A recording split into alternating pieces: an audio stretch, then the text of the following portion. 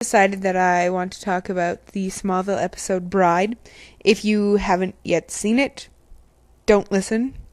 Just in case I mention something, which I likely will, that will give it away for you. Now, admittedly, after the kissingness, rather not kissingness, I kind of stopped paying attention to the story. Just warning in advance. Anyway, Bride, Chloe and Jimmy are getting married. Not sure how I feel about that. Jimmy Olsen was never married. He was younger than Superman and Lois Lane by quite a bit. You know, in the comics, he was quite a bit younger than them. He's the same age as Clark. Maybe he's a year younger. I don't know. As far as I can tell, he's a little bit fairly close to the same age. I know Lois is a couple years older than them. But I don't know. I don't like that he's the same age. Jimmy's younger. I also don't like that Chloe's getting married. I don't like that Chloe doesn't work at the Daily Planet. At the same time, it opens up doors for Lois, which of course I want to see Lois working for the Daily Planet, but that was Chloe's dream, and now it's sort of like Lois never wanted to be a reporter. That was the thing she said. That was the last thing she wanted to do, was to be a reporter. In one of the very first episodes she's in, she says that. And Chloe has always had a dream of being a reporter at the Daily Planet. Yes, she did that for a couple of years. But now that Lois is at the Daily Planet, bye-bye Chloe. So I feel really bad for Chloe, because that was her dream. And her cousin is stealing her dream without even realizing it. I wonder if Chloe thinks about that. If she sits and be like, I can't believe Lois. She's such a bitch. She's stealing my dream. I would probably beat her up, except that it's Lois Lane and she's like a black belt and she would kill me. So I wouldn't mess with her, actually. In my imagination, I do, to kick her ass. But anyway, I don't really like that Chloe and Jimmy are getting married. Spoiler. Yeah, I don't really like that, because Jimmy was never married, and I don't know, it's kind of like, it feels like it's their way of getting rid of Chloe from the story, you know. Oh, she's married to Jimmy, she's just gonna go be his wife, you know. They've gotten rid of her from the Daily Planet. She's working for the ISIS Foundation. Yeah, I don't like how they're getting rid of her. Like I said, at the same time, that leaves room for Lois, and for Lois and Clark to get to know each other better, but it's sort of like they're pushing Chloe away. I really liked this episode, of course.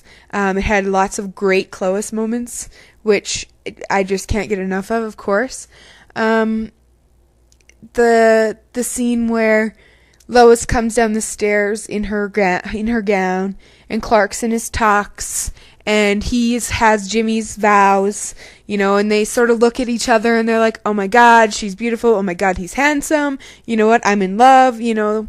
They kind of had one of those moments of self-realization. I actually am in love with this person.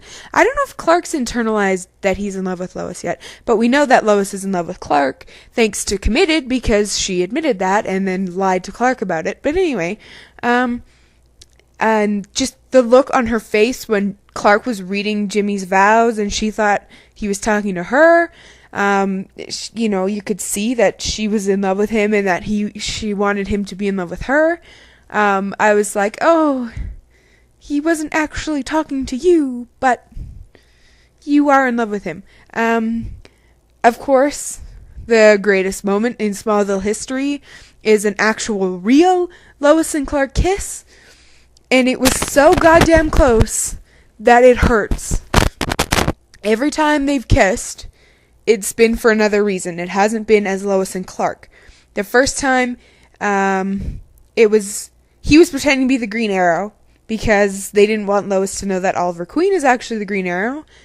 So Clark pretended to be the Green Arrow, and she thought she'd figured out that Oliver was the Green Arrow, but when she kissed the Green Arrow, she knew it wasn't Oliver, and it was actually Clark, and he actually liked it. And she liked it. She admitted that it was like the greatest kiss ever, that he was a better kisser than Oliver Queen, which I can't imagine because Justin Hartley is dreamy. Anyway, and then the next time they kissed, which was in Crimson, Lois had red kryptonite lipstick, which affected her judgment, and she fell in love with the first man she saw, which turned out to be Clark Kent.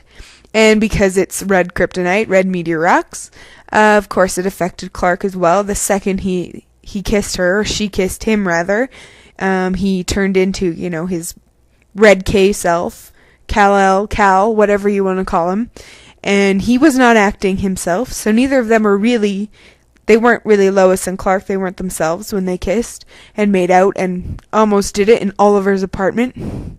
Quite ironic. Anyway, so Bride was the first time that they were going to actually kiss as Lois and Clark. Not affected by anything else. There was no outside influence. There was no, mistletoe. There was no red kryptonite. There was nothing. It was Lois and Clark dancing, looking into each other's eyes, and being millimeters away from each other's lips when Lana Lang walks in the door. She didn't even walk in. Chloe had to open her big mouth. I mean, maybe she didn't see Lois and Clark kissing, but how can you not notice that? They hate each other, and now they're about to kiss. Chloe wants this. She can't have Clark. She's not in love with Clark anymore, but she knows that Lois and Clark are in love with each other. So does Jimmy. They tried to set them up in Crimson. That's why they kissed. Anyway. Yeah, Chloe has to be, oh my god! And there's Lana. And Clark turns away and doesn't kiss Lois. Now, I'm not quite sure why Lana was hiding in the shadows.